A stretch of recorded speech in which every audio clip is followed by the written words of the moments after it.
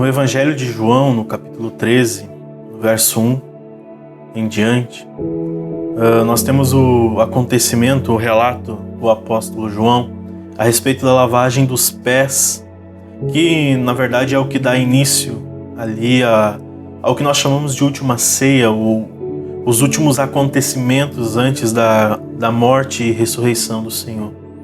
No verso 1 do capítulo 13, ele diz assim: antes da festa da Páscoa, sabendo Jesus que era chegada a sua hora de passar deste mundo para o Pai, tendo amado os seus que estavam no mundo, os amou até o fim. Todos os acontecimentos relatados por João aqui do capítulo 13 até o fim do Evangelho apontam para o que nós chamamos de glorificação de Jesus por meio da sua morte e ressurreição.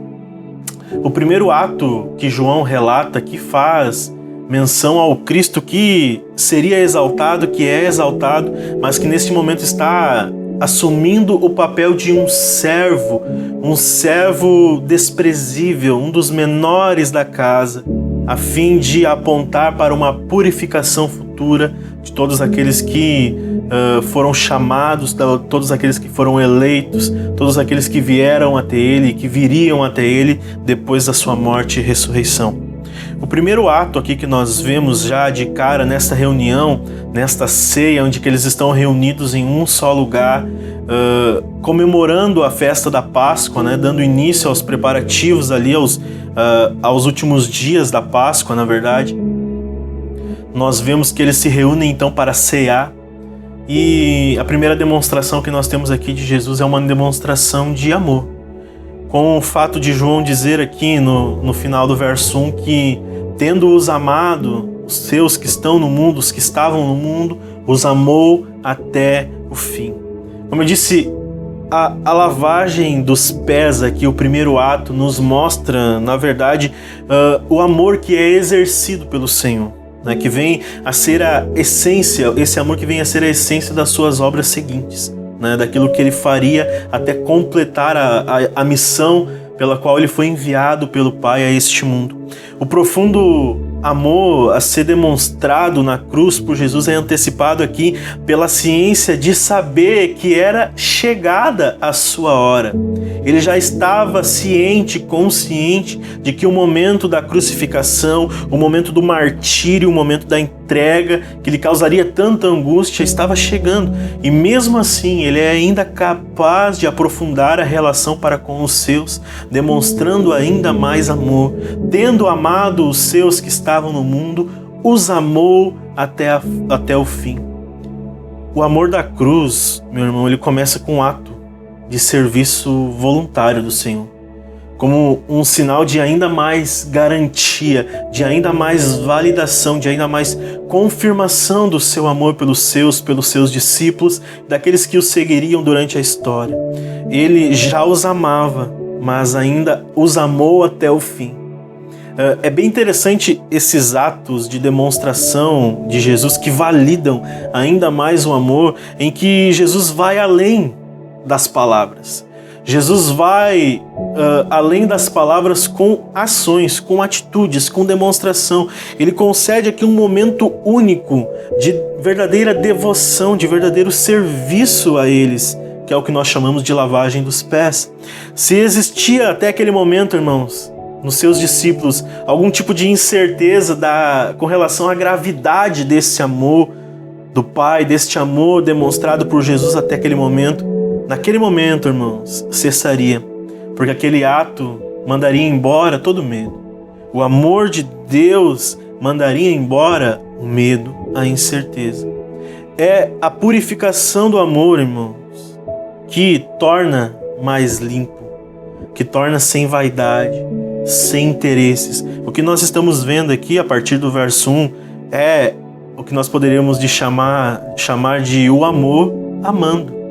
É aquele que diz: eu sou o amor, Deus é o amor, e aqui ele está demonstrando o seu amor amando, com atos voluntários de devoção e serviço e de entrega. O que nós vemos a partir do verso 2 do capítulo 13 Gostaria de ler com você. Diz assim: durante a ceia, tendo já o diabo posto no coração de Judas, filho de Simão Iscariotes, que traísse Jesus, sabendo este que o Pai tinha confiado às suas mãos e que ele tinha vindo de Deus e voltava para Deus, levantou-se da ceia, tirou a vestimenta de cima e, pegando uma toalha, cingiu-se com ela. E em seguida Jesus pôs água numa bacia e começou a lavar os pés dos seus discípulos e a enxugá-los com a toalha que estava cingido. Primeira coisa aqui, irmãos, gostaria que você prestasse atenção nisso. Há um contraste aqui no texto entre Judas e Jesus. Entre Jesus e Judas. Há um contraste durante essa última ceia. Nós estamos falando aqui, irmãos, de um momento de comunhão. Eram os últimos momentos com seus discípulos antes da morte. Eram os últimos momentos de compartilhamento com eles, porque se aproximava o momento da sua paixão. Então nós estamos falando de um momento de comunhão, um momento de relacionamento. Aqui é o ato de cear, de se reunir para comungar em volta de uma mesa, irmãos, era um sinal de hospitalidade.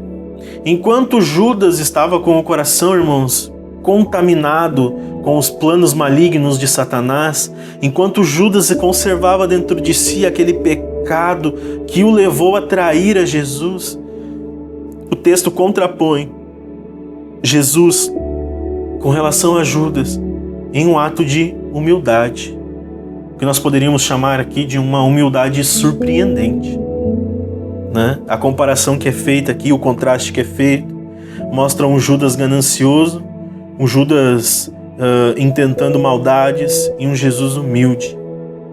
É muito interessante. Veja, irmãos, enquanto Judas está tendo o seu coração enganado por Satanás, ao ponto de trair o mestre, irmãos, almejando trocá-lo por moedas de prata, por um dinheiro que depois, você sabe, na sequência, ele nem chegou a utilizar, porque na verdade era dinheiro, era preço de sangue. E o remorso não fez com que ele conseguisse usar aquele dinheiro ou tirasse bom proveito dele. Enquanto Judas é descrito dessa forma, irmãos, Jesus é descrito por João no verso 3 como alguém que sabia que o Pai tinha lhe dado tudo. É muito interessante isso. Enquanto Judas buscava algo, Jesus sabia que o Pai já tinha lhe dado tudo. Jesus sabia de onde vinha e Jesus sabia para onde iria. É o que nós lemos ali no verso 3. Sabendo este que o Pai tinha confiado tudo em suas mãos e que ele tinha vindo de Deus e que ele voltava para Deus. Há um contraponto aqui. É um contraste, irmãos, de dois tipos de fé, de duas fés, se podemos chamar assim. É o contraste de dois tipos de confiança. Enquanto a confiança de Judas estava no dinheiro, gerada pela sua idolatria, né, a sua ganância, a confiança de Jesus era de um crente que é crente nas promessas do Pai. É de um servo que tem a fé que vem de Deus, que não é fé na fé, é fé no Deus da fé. É confiança no Deus que lhe enviou a este mundo, que lhe deu o seu Espírito, que lhe deu uma missão, que lhe deu uma obra, que lhe glorificaria na cruz. É dois tipos de fé aqui, irmãos, o que é muito interessante. Enquanto o destino de Judas está sendo comprometido, meu irmão, por confiança em coisas terrenas, em coisas passageiras, em incertezas, né? E nos seus sentimentos, nos seus desejos, nas suas cobiças. Jesus sabia de onde veio. Ele mesmo, João mesmo diz aqui, ele veio do Pai. Jesus sabia o que possuía, porque ele cria que o Pai já tinha lhe dado todas as coisas. E Jesus sabia para onde está indo. Jesus sabia onde culminaria esses atos de amor, de humildade, de entrega. Um homem que sabe, irmãos, que Deus já lhe deu tudo, que sabe que veio de Deus, que é nascido de Deus, que sabe que o seu destino é o Senhor, que sabe para onde está indo, que está indo em direção ao Pai. Esse tipo de homem não se preocupa, meu irmão, em assumir uma posição de servo para com os outros irmãos, como Jesus faz aqui nesse texto. Esse homem é um homem que aprende a ser, que sabe ser e sabe demonstrar que é humilde, sem falsa humildade. Jesus era o mestre, né? Mas aqui ele assume a forma de servo e serve os outros irmãos. Quem deveria lavar os pés aqui era Judas. Judas deveria lavar os pés de Jesus e não o contrário. Mas Judas se julgava superior. Judas se julgava bom demais, enquanto aquele que era realmente perfeito, a Bíblia diz que se esvaziou e assumiu a forma de servo, de serviço. De certa forma, meu irmão, Judas representa todos aqueles que caminham com Jesus e demonstram até uma certa simpatia por Jesus, pelo cristianismo, pelo evangelho, até dizem crer que existe um Deus, mas nunca estão dispostos a ir além do que lhes convém. Só pensam em si mesmos, em como garantir o que eles querem, em como garantir um modo de vida, um modo de sobrevivência que lhes apraz, que lhes dá prazer, enquanto buscam uma razão para serem felizes com coisas passageiras. Esses irmãos, mesmo cogitando traí-los, ainda ficam. É o que acontece com Judas aqui, irmãos. É um homem que está maquinando mal contra o Senhor. Mesmo assim, mesmo cogitando traí-lo, ele ainda assim fica para ter os pés lavados. Ele ainda assim permanece. Esse é um tipo de coração debochado, irmãos. É um coração de pedra. É um coração que tem prazer na maldade. Judas já estava intentando mal contra o Senhor. Esse é um tipo de pessoa que não tem temor e nem tremor. É o tipo de pessoa que diante do Senhor dos Senhores, do Rei dos Reis, daquele que é, daquele que era, do Messias, o ungido, o Cristo enviado por Deus, mesmo intentando mal contra ele, Judas não teve vergonha na cara. Ele permaneceu para ter os seus pés lavados, como sinal de afronta, como sinal de deboche. Por isso que eu digo, apenas ter simpatia não é suficiente. Apenas entender, apenas validar o discurso do Evangelho, dizer que Jesus era um cara muito legal, não é suficiente. Não foi suficiente para Judas. Sim, há no coração uma disposição de traí-lo e ainda permanecer como sinal de afronta e de deboche. Tem 3 aspectos, irmãos, dessa lavagem de pés que Jesus realizou aqui, que são, na verdade, no mínimo, bem interessantes. O primeiro aspecto, irmãos, é que lavar os pés de alguém e vestir-se apropriadamente para isso, né? Como o texto descreve que Jesus se despiu das suas vestes e vestiu a veste de um servo. Essa era uma função, irmãos, do menor da casa. Era a função de um escravo, era a função de um servo do dono da casa, servir os convidados num sinal de hospitalidade, né? Lavar os pés deles num sinal de purificação, né? Recebê-los desta forma era, na verdade, uma posição bem inferior à de um mestre. Jamais, irmãos, jamais entre judeus e gregos se veria um mestre, um rabi, né? Como era o caso aqui do Senhor, jamais se veria um mestre lavando os pés dos seus discípulos, dos seus amigos, de quem quer que fosse. Isso aqui era um sinal de vergonha, era um sinal de humilhação, mas para Jesus é um sinal de humildade, é um sinal de serviço, é um sinal de entrega, é ir além das palavras. Segundo aspecto, irmãos, qualquer um dos que estavam à mesa, qualquer um, talvez até Judas, talvez até Judas realmente, qualquer um deles ficariam felizes em lavar os pés de Jesus.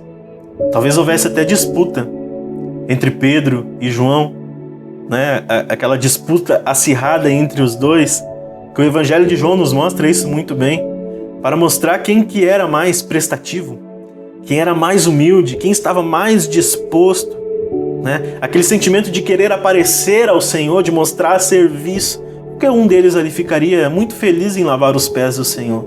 E como eu disse, talvez houvesse disputa. E aqui entra o terceiro aspecto, em conexão com o segundo.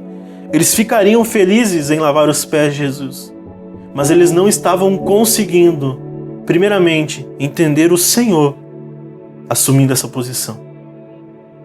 E uma coisa que eles também não conseguiam compreender de forma alguma, aí sim, como que eles poderiam lavar os pés uns dos outros.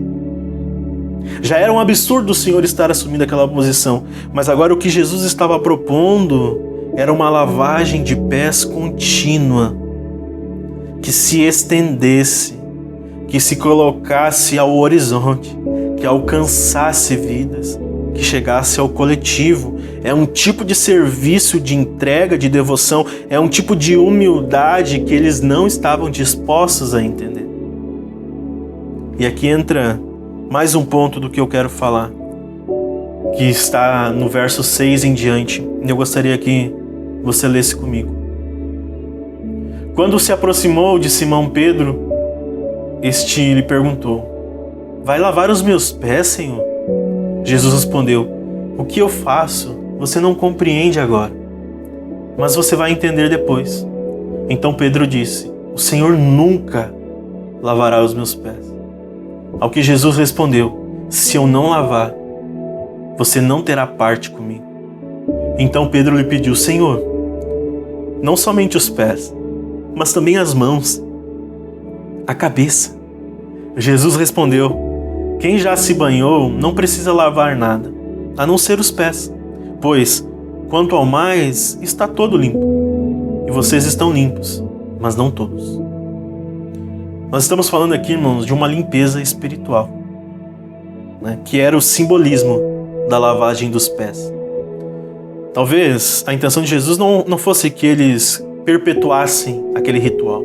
A Bíblia não nos mostra isso, de lavagem de pés, né, como algo costumeiro na igreja do Novo Testamento, que iniciou no Novo Testamento. Mas aqui há um ato de simbolismo, de purificação. E o que Jesus está nos mostrando, irmãos, é que o nosso processo de purificação dos pecados, que simbolicamente é representado aqui na lavagem dos pés, nosso processo de limpeza, de purificação, de santificação, passa pelos irmãos que estão comigo à mesa.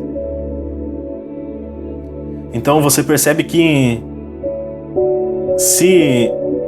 por isso que Jesus e Pedro ali foi bem enfático ali a conversa, a resposta um para o outro.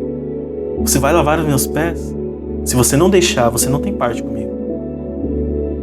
O nosso processo de purificação e de limpeza, irmãos, passa pelo próximo. Passa por aqueles que estão conosco à mesa e que compartilham do corpo e do sangue do Senhor e Salvador. Pelo menos é o que Jesus está propondo aqui, né? O meu desenvolvimento de santidade e pureza passa pelo meu relacionamento com os irmãos, com os quais eu compartilho do corpo e do sangue do Salvador. É com Ele que eu oro. É com os meus irmãos em Cristo que eu choro. É para eles que eu confesso os meus pecados, as minhas falhas. É com eles que eu lamento pelos meus pecados. É com eles que eu lamento pelos pecados da comunidade. É com eles que eu lamento pelos pecados que nos envolvem. É com eles que eu compartilho minhas lutas. As minhas lutas contra, como que Paulo diz lá em Romanos, no capítulo 7, o que eu não quero fazer eu faço, o que eu quero fazer eu não faço, porque há esta guerra, essa luta entre a carne e o espírito. Tudo isso passa pelos meus irmãos. Mais uma vez, irmãos, Jesus não está sendo compreendido completamente pelos seus discípulos.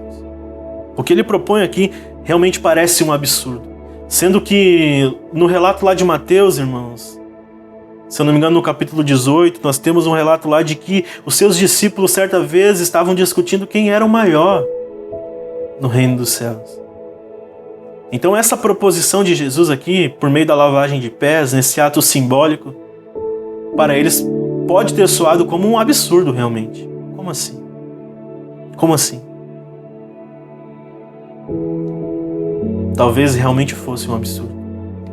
Talvez contrarie a nossa racionalidade, o nosso ego. Talvez fira realmente a nossa mentalidade. Talvez alguém diga que, mas Jesus estava louco. Né? Isso é um exagero, isso é um absurdo. Esses são atos de um homem que está prestes a morrer, então não está medindo muito bem o que está fazendo. Está anestesiado. Né? Jesus não tinha nada a perder, talvez alguém diga. Mas realmente, irmãos, como pode perder algo aquele que já possui tudo? É o que o verso 13 nos garante. Ele não perde, nunca perdeu, nunca perderá. Nem a sua vida ele não perdeu. Ele entregou. Eis a diferença. Jesus não estava louco. Não era um absurdo. Mesmo que confronte a nossa mentalidade caída. Ele não está fazendo coisas aleatórias aqui, irmãos. Ele está doutrinando. Ele está ensinando o embrião da sua igreja. Ele está dizendo a uma das colunas e a todos aqueles que estavam com ele ali naquele lugar ouvindo: o caminho para a purificação é o sacrifício semelhante ao da cruz. É de servir, é de tomar a cruz, é de virar o rosto, virar a face, é de caminhar uma légua a mais, é de oferecer amor àqueles que oferecem perseguição. E ainda diz que é bem-aventurado aqueles que são perseguidos.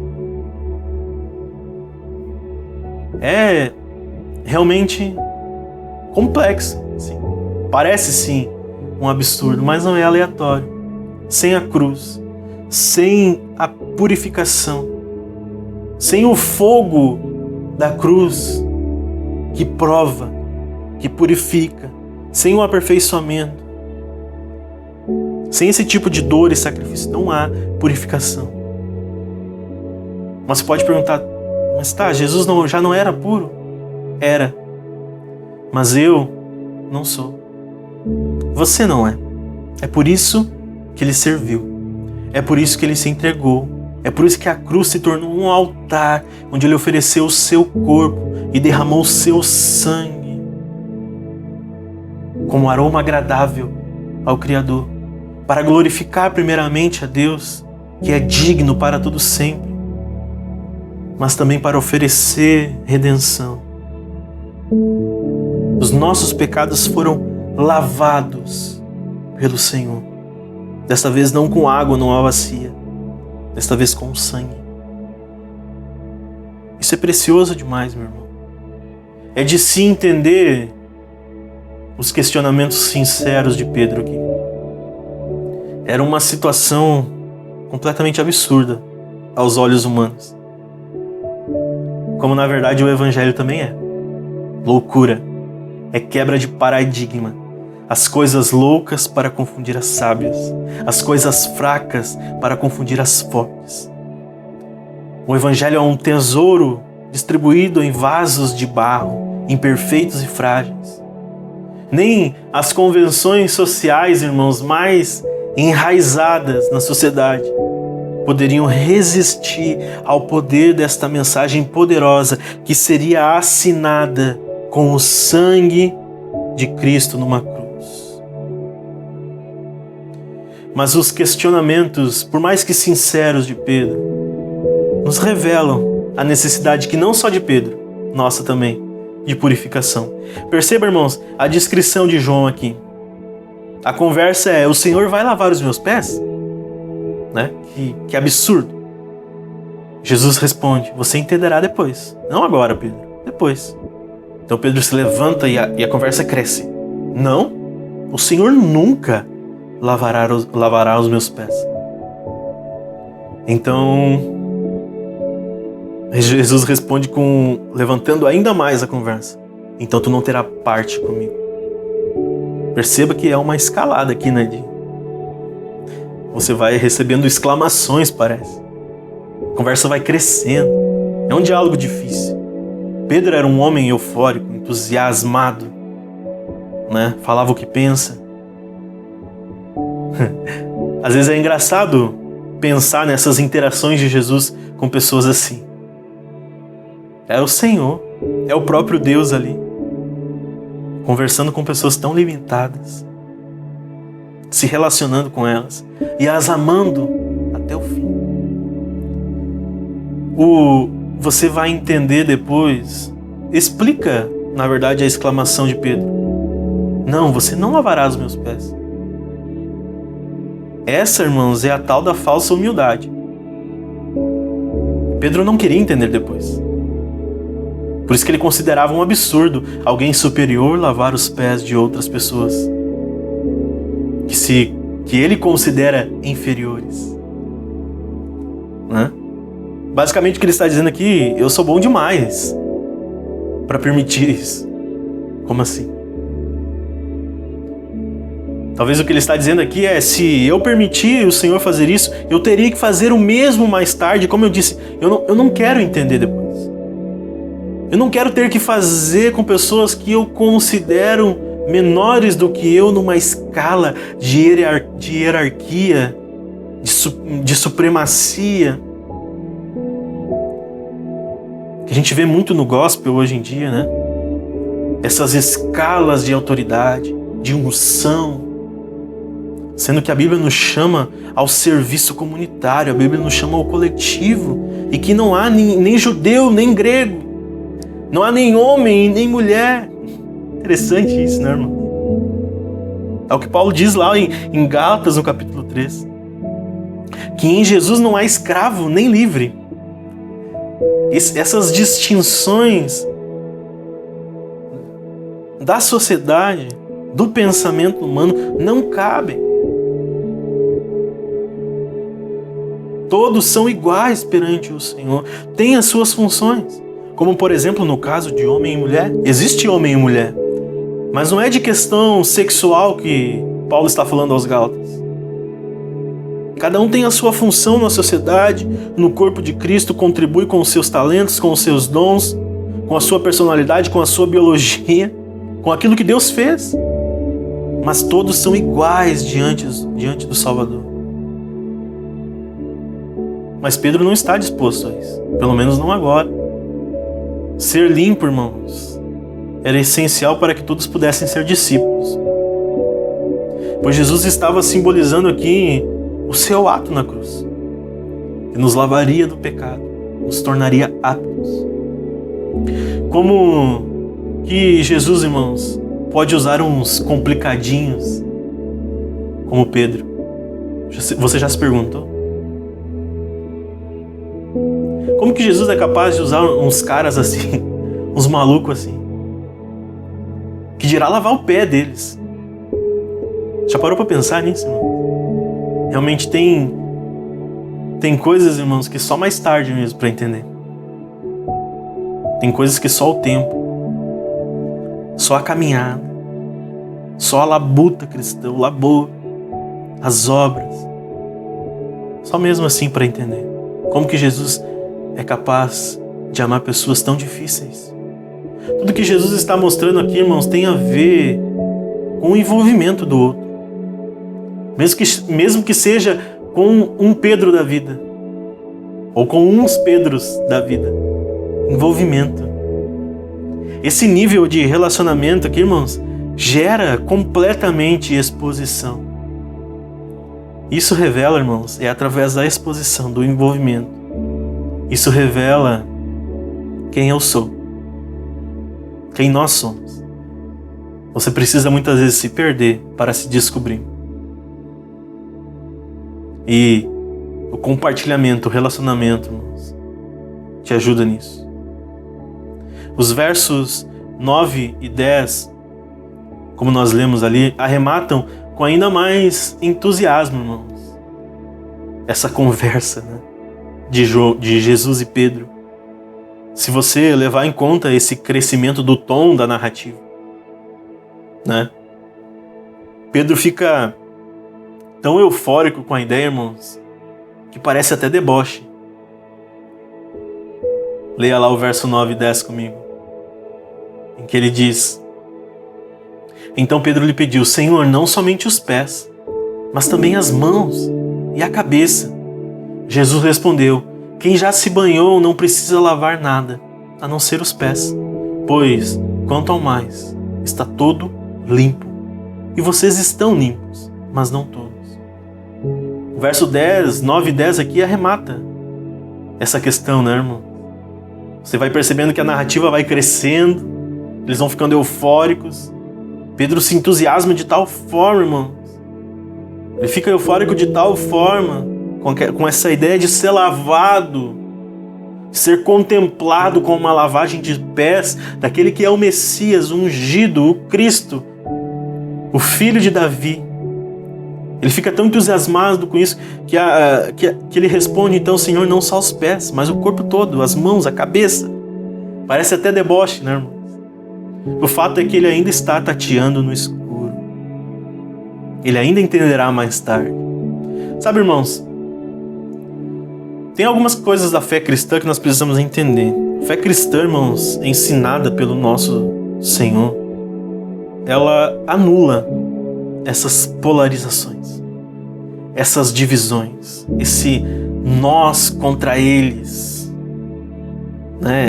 Essa luta diária de ideias, de ideologias, de políticas. A cruz de Cristo, o Evangelho de Jesus Cristo anula tudo isso, irmão, seja elas quais forem, seja qual polarização for, seja qual divisão for, anula, é anulado, irmãos. A unidade do corpo de Cristo é maior do que a diferença entre os homens. É maior, precisa ser maior, e a igreja precisa entender isso. A redenção que o nosso Senhor veio oferecer, ela visa, irmãos, restaurar a ruptura entre Deus e o homem. Isso nós entendemos. Isso nós absorvemos com muita facilidade. Sou pecador, estou distanciado de Deus, aceito com bom grado essa graça que interrompe essa ruptura, que constrói uma ponte nesse abismo que existe entre mim e Deus, Mas o Evangelho também visa, irmãos, a redenção da cruz visa também, irmãos, trazer cura para relacionamentos humanos. Afinal de contas, a cruz se estende na vertical e na horizontal. Os braços de Jesus estão na horizontal para abraçar, para acolher, para chamar. Nós precisamos entender que a fé cristã passa por questões como esta, irmãos. O cristão genuíno, verdadeiro, firmado na rocha, ele deve rejeitar as guerras. Ele deve rejeitar a discriminação, a desigualdade. Ele não pode se conformar com essas coisas. O cristão genuíno não pode se conformar, irmãos, com racismo direto, indireto, racismo velado, estruturas que corrompem essas questões étnicas, que diminuem tanto a distância entre umas pessoas e outras. Infelizmente, é real, acontece, irmãos. Mas somente a cruz de Cristo pode trazer restauração para questões como essa. O cristão rejeita o sexismo, irmãos, o machismo, a misoginia. O cristão, a mulher cristã não precisa do feminismo, precisa da cruz, precisa do Evangelho do Senhor Jesus. Os homens não podem tratar as mulheres como seres inferiores, como pessoas que apenas servem para um objetivo. São iguais, detentoras da imagem e semelhança do Senhor, parceiras. Nós precisamos rejeitar essas questões que nos afastam. O cristão verdadeiro precisa rejeitar o aborto. Se ele crê que somente Deus é detentor da vida, Ele quem dá a vida, Ele quem tira a vida, nós não temos essa capacidade. Um feto é gente, é pessoa, o embrião é pessoa. Carregada desde o ventre com a imagem e semelhança do Senhor. E tem direito como qualquer outra pessoa. O cristão rejeita essas questões. O cristão rejeita a escravidão, a exploração humana. Essa opressão, irmãos. O cristão rejeita essas coisas. Afinal de contas, nós precisamos ter fome e sede de justiça. Não é através de ideologias humanas que nós vamos alcançar isso. É claro que não. Nós talvez nem consigamos alcançar isso nesta terra ainda, irmãos. Nesta realidade. Tem coisas que só o desfecho glorioso do Senhor Jesus vai trazer. Paz, justiça, igualdade. Mas isso não significa que nós não devemos lutar contra essas coisas e buscar justiça.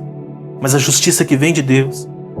Não meramente uma justiça social humana, mas a justiça que vem do Evangelho. A justiça que busca, irmãos, a verdadeira religião, cuidar do órfão, da viúva, do necessitado, chorar com os que choram, oferecer misericórdia que triunfa sobre o juízo. Nós precisamos entender isso. Nós precisamos avançar, irmãos, em direção ao serviço proposto por Jesus Cristo. A proposta ali do verso 10, irmãos, que nós lemos, é bem simples, na verdade. Leia de novo comigo. Em que ele diz: quem já se banhou, Jesus respondeu, quem já se banhou não precisa lavar nada, a não ser os pés. Quanto ao mais, está todo limpo, e vocês estão limpos, mas não todos. O não todos aqui é óbvio, é Judas. Judas ainda estava entre eles, como a gente vê na sequência do texto, no capítulo 13. Mas a questão que Jesus propõe aqui no verso 10, irmãos, é bem simples. Vocês serão banhados pelo meu sacrifício. Quando vocês forem banhados pelo meu sacrifício, vocês serão limpos de uma só vez.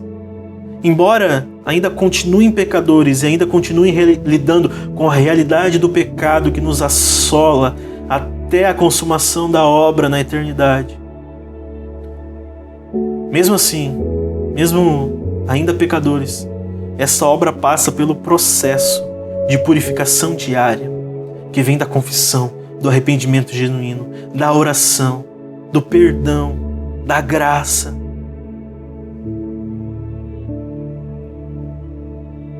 É bem simples o que Jesus está propondo aqui. A lavagem dos pés, irmãos, é como ele está falando assim: vocês já estão limpos porque já foram banhados. Vocês vocês saem e voltam e apenas lavam os pés. Não precisam tomar banho de novo. É como quem já tomou o banho, sai para caminhar e quando volta precisa lavar somente os pés, né? Porque empoeirou os pés numa caminhada, um lugar sujo, quem sabe. Especialmente, você precisa pensar com a mentalidade da época, os calçados da época, as estradas da época. Não necessariamente precisa tomar um segundo banho, que já tomou, já está limpo. Ao meu ver, irmãos, a questão aqui é bem simples, é com esse sentido, né? Nós somos limpos, mas enquanto pisamos no pó deste chão aqui, enquanto nós ainda estamos nessa realidade, ainda lidamos com o pecado, nós precisamos sempre buscar a purificação que já foi concedida, lavando os nossos pés, não necessariamente se banhando de novo.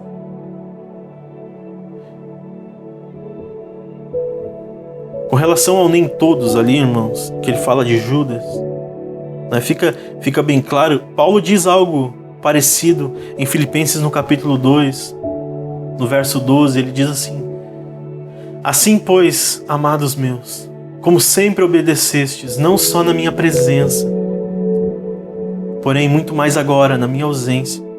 É o que Jesus está deixando aqui para eles. Por enquanto ele estava com eles, mas logo iria se ausentar. Né?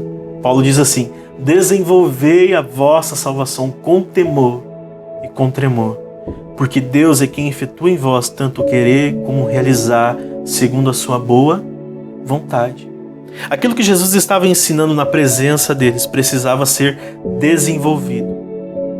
A obra seria entregue, seria consumada na cruz e seria aperfeiçoada depois da cruz. Você é salvo, você foi salvo, é salvo, será salvo.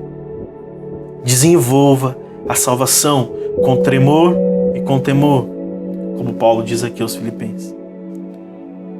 Voltando ao texto do capítulo 13, irmãos, para encerrar, ele diz assim a partir do verso 12: Depois de lhes ter lavado os pés, Jesus pôs de novo as suas vestimentas e, voltando à mesa, perguntou-lhes: vocês compreenderam o que eu lhes fiz?